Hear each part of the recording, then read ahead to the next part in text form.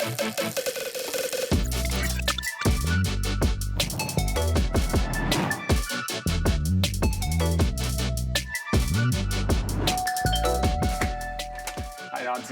Owain, der mewn. Diolch yn fawr iawn.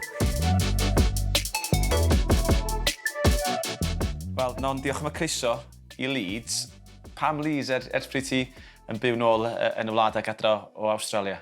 Ie, dwi wedi bod yn byw yn Leeds ers 2011 ac rannu fy amser rhwng yma ac Awstralia achos mae fy cariad fi yn dod o Awstralia. Mae'n sort of y lle fwyaf pwysig am British Triathlon ac mae'n wych i bod yma i marfer gyda'r tîm. Dos i nôl i'r cychwyn, pam wneud triathlon yn y lle cyntaf? Ie, roeddwn ni'n nofio pan oeddwn ni'n really ifanc, ond trwy fy teenage years roeddwn ni'n redeg ac roeddwn ni'n just really mwynhau wneud 3 sport gwahanol. Pan oeddwn ni'n teenager roedd Kelly Holmes wedi codi fi lan ac roeddwn ni'n gweithio gyda hi fel sort of mentorship. Ac roedd hi wastad yn huge role model i fi. Roedd e'n roller coaster really o dechrau bod yn complete beginner i bod pen campraig y byd. It is Non Stanford World Champion. Y Ngemau'r Gymanwlad ddim rhy bell i ffwrdd rwan. Sut mae paratoadau mynd? Ti'n bach yn nerfus yn gwybod na'n dod yn agosach?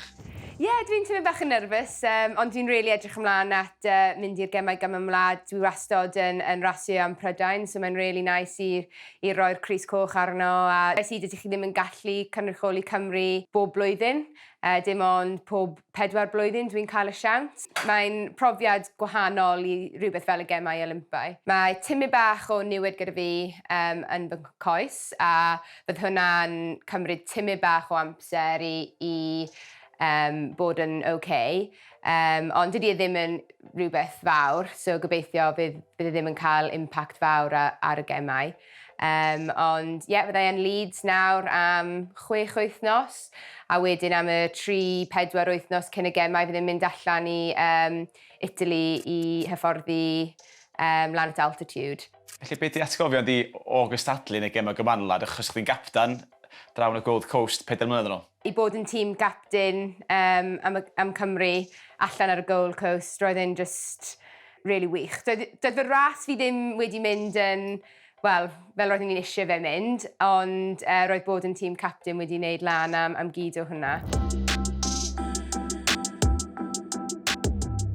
Felly beth ti'n obeithio y tro yma, sa beth ydy obeithio ar gyfer Birmingham? Wel, fydd y breuddwyd i dod nôl gyda fedal. Fi ddim yn gallu meddwl am rhywbeth fwy perffaith o bod ar y podium gyda'r ddraig coch ac, wel, fydd e'n neis i clywed yr anthem, ond byddai'n hapus gyda unrhyw lliw o fedal i fod yn onest gyda chi. Dwi'n credu fydd e'n tymau bach yn emosiynol, achos dwi'n credu fydd e'n gemau olaf fi, ffordd perffaith i gorffen sort of y Commonwealth career.